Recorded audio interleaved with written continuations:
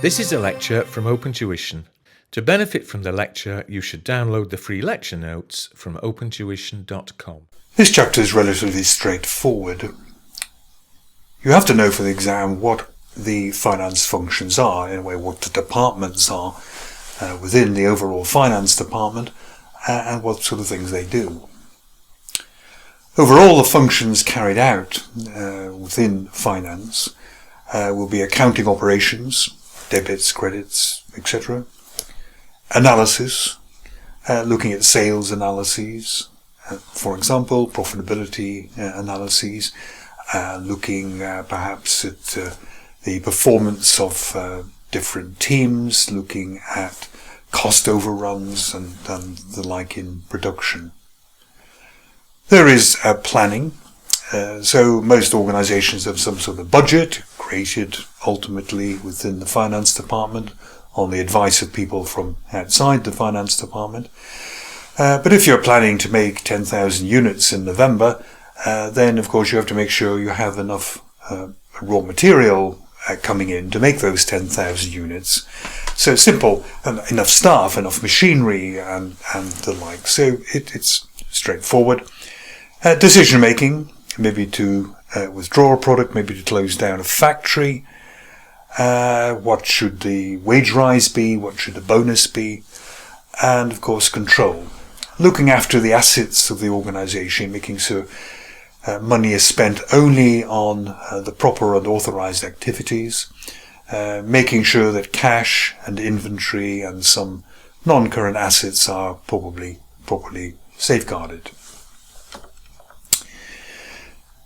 So the components of the finance function, those were what we looked at were the kind of activities, but then classically to realize those activities, the finance department is broken down into sections, if you like, as management accounting, financial planning and analysis, project management and appraisal, treasury and internal audit. And we just look very, very briefly at these because it's easy enough for you to read. There's no big mystery in most of it. So financial accounting, this is the part of the organization that is responsible for producing the annual financial statements, the accounts, if you like. And the financial statements consist of the statement of financial position, which some of us still call a balance sheet, statement of profit or loss, cash flow statements, notes and movements on equity. So every year, every company has to produce this. These are normally audited, checked by external, independent accountants who give some credibility to these financial statements so that the shareholders get some idea of how their investment has performed over the previous year. As we said in the previous chapter, financial accounting has to be done, but it is always reporting backwards, and many people find it rather less vital. It's legally essentially, but rather less useful, shall we say, than management accounting. So management accounting looks to the future. So here, looking to the future, and, for example, to be drafting budgets. So here's a kind of whole list of activities that management accountants will do, whereas financial accountants have to produce their financial accounts to very strict accounting standards.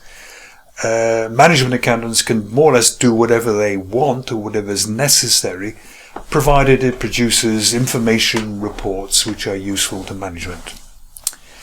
So budgets on income, expenses, and very importantly the cash flow budget, because what causes companies to go bust is not just making profits, not making losses, it's running out of cash. Companies can make loss after loss after loss after loss, provided you get people willing to provide capital for it. But once a company runs out of cash, it's sudden death. Typically, they will produce management accounts every month, and in that they will compare actual results to budgeted results. And this gives rise to what are called variances here. So you'd be interested in knowing if my sales budget was 10,000 units and we sold only 8,000 units, then you get a little bit worried and you want to know why is there that shortfall in sales, or why have costs overrun. And variances are then investigated by the management accounting team, again often having to go out and ask maybe the salespeople or the production people for their explanations about these differences. It'll work out the cost of units being produced. So it will literally mean working out how much material goes in, what's the price per kilogram, how many labour hours goes into that. Let's say it's a quarter of an hour at $20 an hour, so there goes in $5 and so on. How are the overheads going to be accounted for? Because if you don't know the cost of making a product, you've really no idea what you should be selling it for, or what the profit might be on that. Apart from the fact you can't value it properly for closing inventory. Advising on the selling prices of goods being produced. Well, first of all, you want to try and get the selling price over the cost. But usually there's some sort of relationship between selling price and the volume you're going to be selling.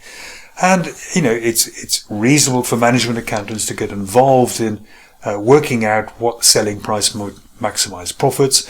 And as well as that, we have to, look at our selling price versus the opposition's selling price and so on. People that we're going to be competing with. If our selling prices are too high, we're not going to make much revenue. Working out the effects of business decisions. So people think, what happens if I close down that factory and I subcontract production to an outside company? What are the financial implications of that? Is it a good decision to make? Now, finance is not going to be the whole answer to that. It could show profits, but the danger, of course, is if you subcontract something, then maybe will the quality be okay? Will they be responsive to our needs and so on? But finance considerations are certainly a very large part of that sort of decision. And another example, this is by no means comprehensive, but working out the break-even point of products. How many of these new products do we need to make before we break even? Once we make more than the break even, then we're going into profit. What's the chances of us doing that?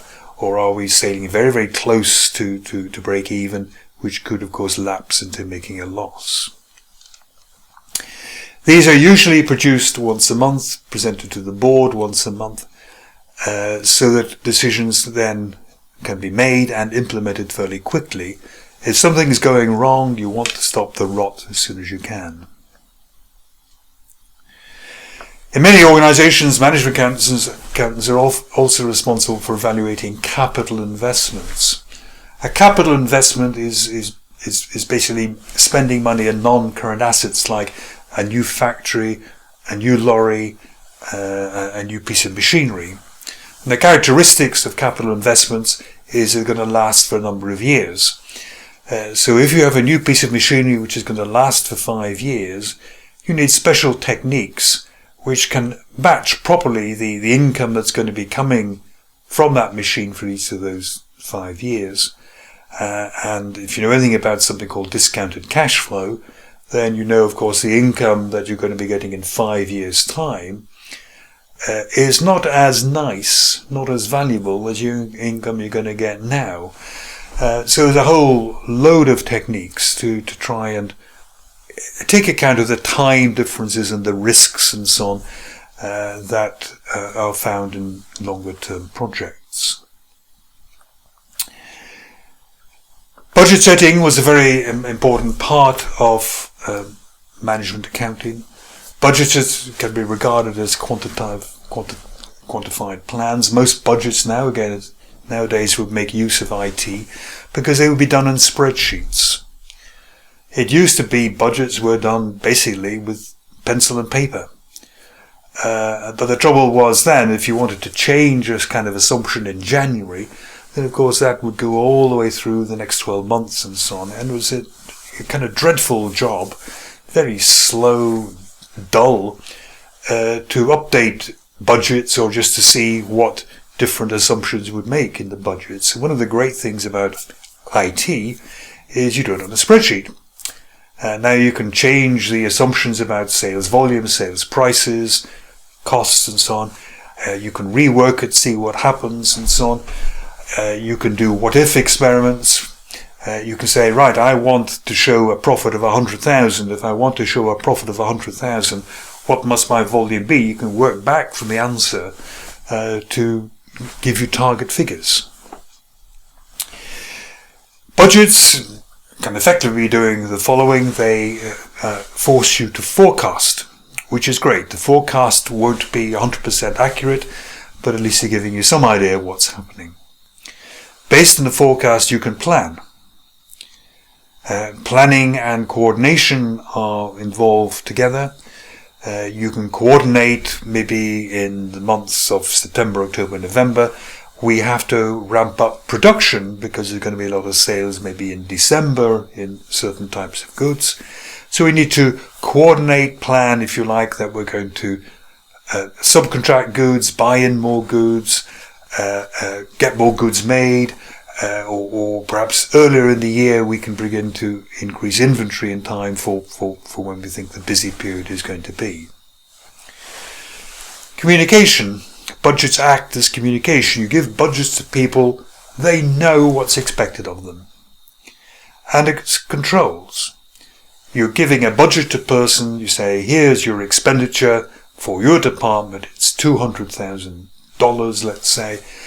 That puts a control on how much they're allowed to spend, and they know if they go over that, they're going to get into, potentially anyway, get into some bother. But as well as giving control, it also gives authorization. If you say to someone, your budget is 200,000, you are in a way authorizing them to spend 200,000 in the best way they can to run their department. They don't have to keep going back to you for little dribs and drabs of expenditure. Is it okay to spend this and that and so on? Provided they run their department properly, within the 200,000, you've authorized them to manage it. It can motivate. Setting a budget very often means setting a target. So if you set a budget of sales of $1 million, then people will, assuming they think it's feasible, they will try to reach that $1 million. People don't really like not knowing what's regarded as acceptable performance. So giving people a reasonable target, sometimes called a stretching target if you like, can be a very powerful motivator. People strive to get it. And then finally there is evaluation. This is where you compare, here was your target, here's what you did, you've come short of that. You have to be careful with that. People can have a shortfall on the target. That's nothing to do with them. It's not their fault. So at the minute of recording, we have Boeing, who had a couple of accidents with their 737 MAX aircraft. It's thought that maybe Boeing might have been at fault of not properly indicating to pilots, giving recommended training and so on, although that still has to be fought out, probably eventually in the courts. But of course,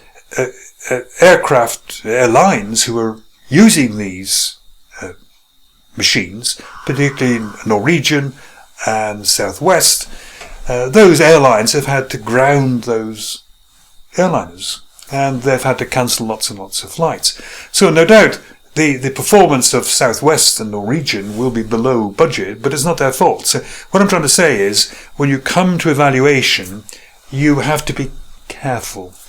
Accountants can't simply say shortfall in sales bad. You know, shortfall in sales may be inevitable in some circumstances. Financial planning and analysis. It's a kind of extension or a sub-part almost of management accounting. What it means is you're analysing what's happening in the company and its markets, then you plan for the future. What products, what market? Should we just go to the upmarket one, or should we go to kind of cheap and cheerful? Should we close down in Europe? Should we open in America, and so on? Should we in-house? Should we outsource, and so on? So financial planning and analysis is, if you like, a subset of the overall management accounting type of activities. Next, we have project management and appraisal. I talked about project management in project appraisal in terms of basically the time difference that you spend maybe $1 million now and this machine's going to last for 5 years. How do we balance the income and expenditure? How do we justify that expenditure? But it's worth here just thinking, we use the word project. What do we mean by project? And usually we mean a kind of once-off special activity which is not part of our normal routine work. So it's building a new factory, installing a new machine, putting in a new IT system, building a new warehouse and so on. It's kind of done once every 10 years or something of that sort, and it's discrete. It's got a start and a finish.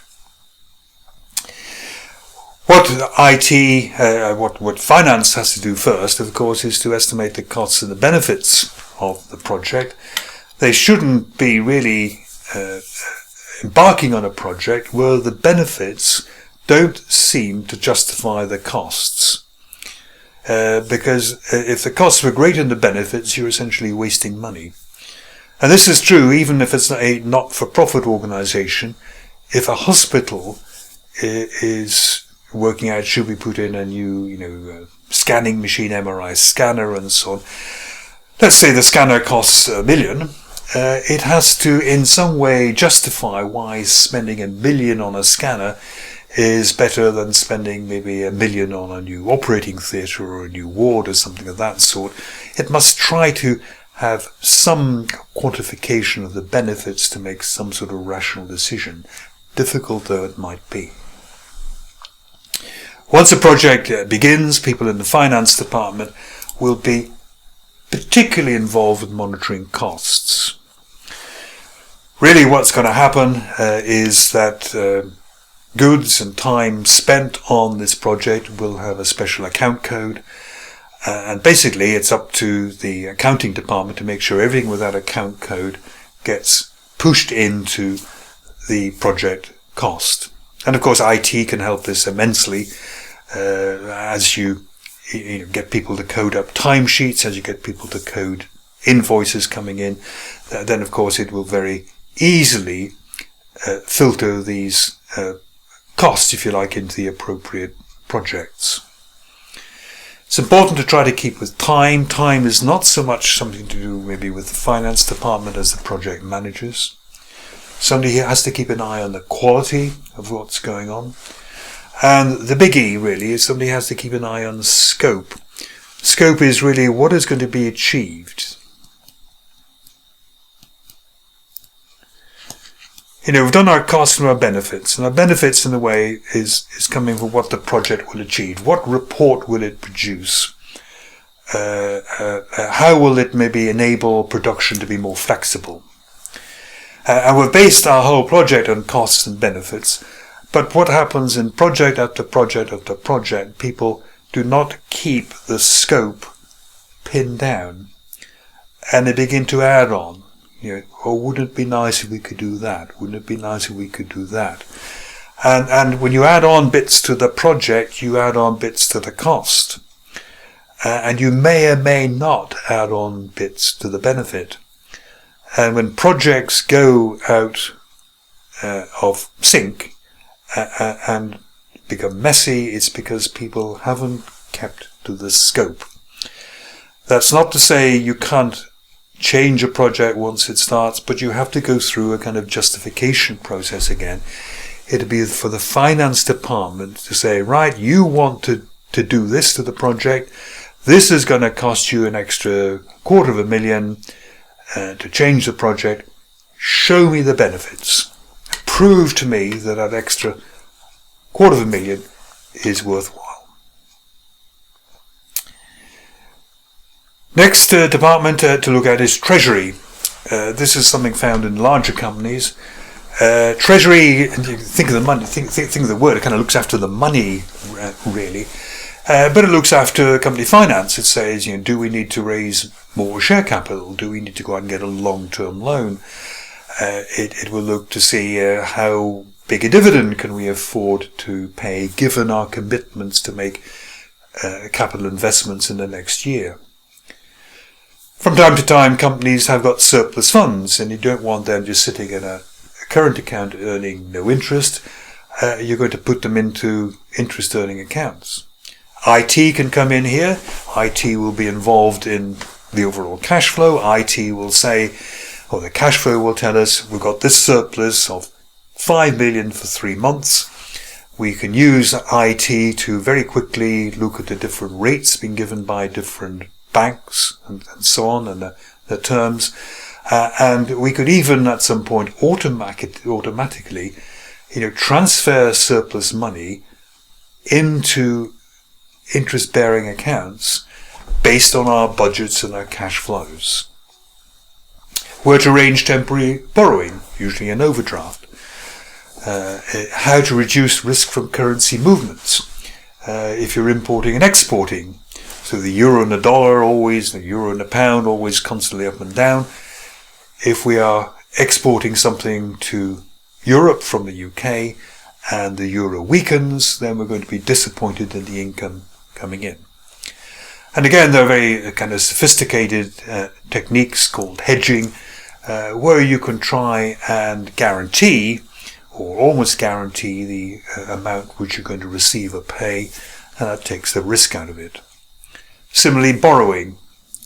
If we know we're going to have to borrow in 9 months for a period of 3 months, interest rates now are 5%, we're not going to like it if interest rates in 9 months are 7%. And again, there are techniques around for almost freezing the borrowing rate that you're going to be getting in 9 months' time. And taxation management. Different countries have got different tax regimes, different tax rates. And we know this can be controversial from companies like Amazon and Google, Apple, which allegedly seem to move profits around so that higher profits are earned in countries with lower tax rates. Now they do this, no one has managed to show that they do this illegally, but they save a lot of tax by clever use of transfer prices, management fees and so on, to shift profits to a more benign jurisdiction. So that's Treasury management. Internal audit. Internal audit, here is definition: independent, objective, assurance and consulting activity designed to add value and improve the organization's operations.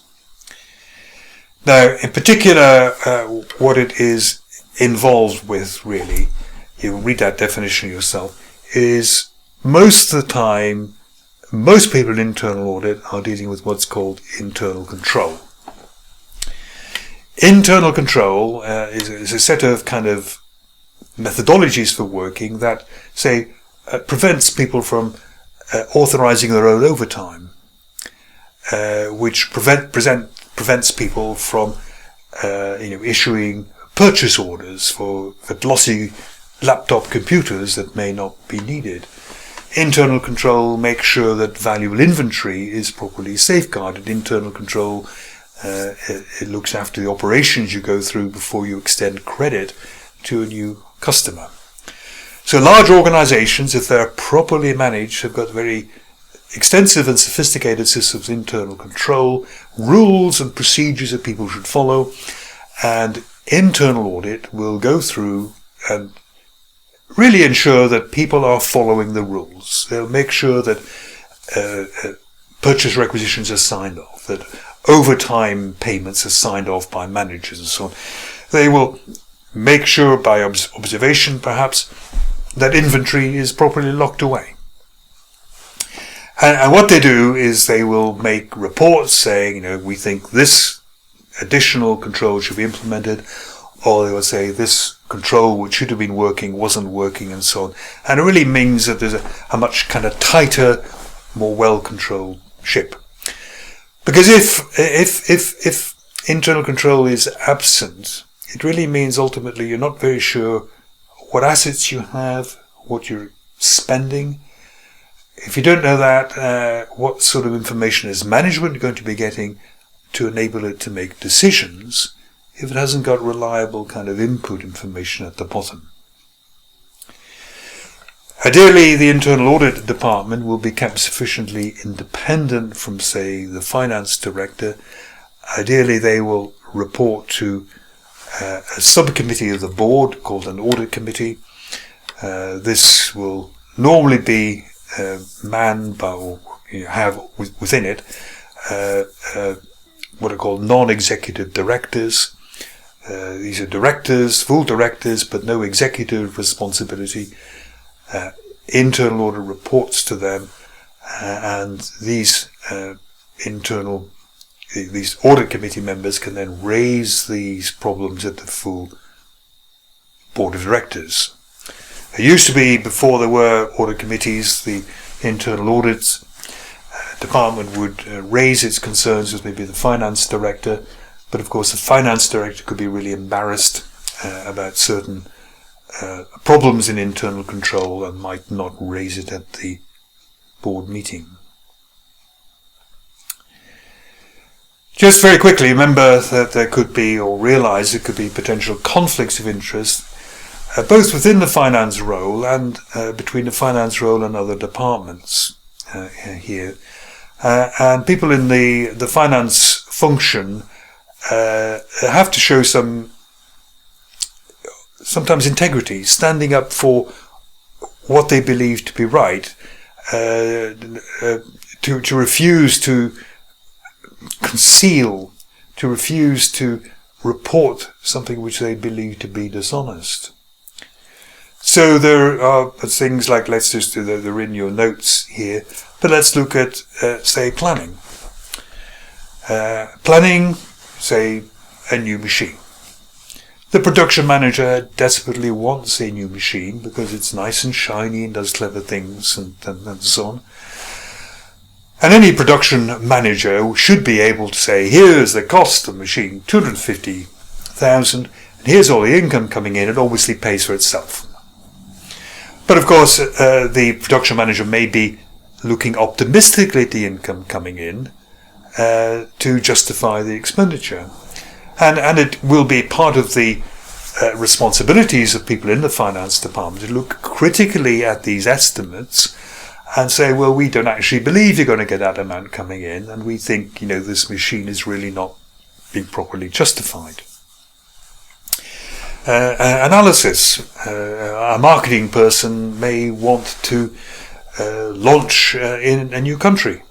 And if you're launching in a new country, you need sort of analysis of sales and so on. Or if you want to put more advertising resource into that, you want to analyze what's gone wrong. Why are we making a loss on this product? And the analysis shows we're making a loss on the product because the cost of production has gone up. Then you begin to think, well, why has the cost of production gone up? And you maybe get pressure applied from the production department to keep that quiet, that they've made some sort of error in production, they've been wasteful. Control. Fraud happens. If fraud happens, it suggests that maybe control hasn't been as good as it should have been. And this is immensely embarrassing for the people involved in that. So both between maybe different accounting departments or finance people attached to different departments, if you like, wanting different outcomes, perhaps in conflict with one another, you're going to get an element of friction very often between the finance department and other departments and within the finance department itself, and this has to be carefully managed.